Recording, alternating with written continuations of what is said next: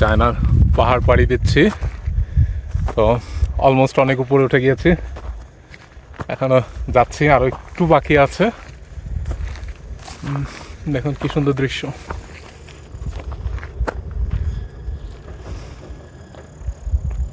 এই সাইডটা খুবই চমৎকার।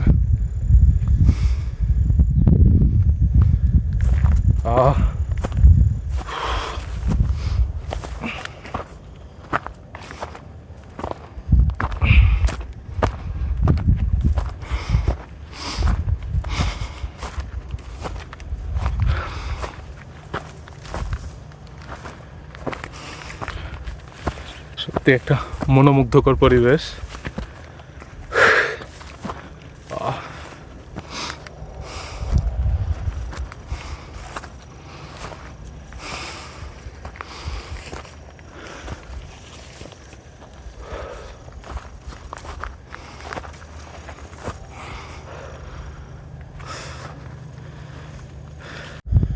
অলমোস্ট চূড়ায় পৌঁছে গেছি, আর একটু বাকি।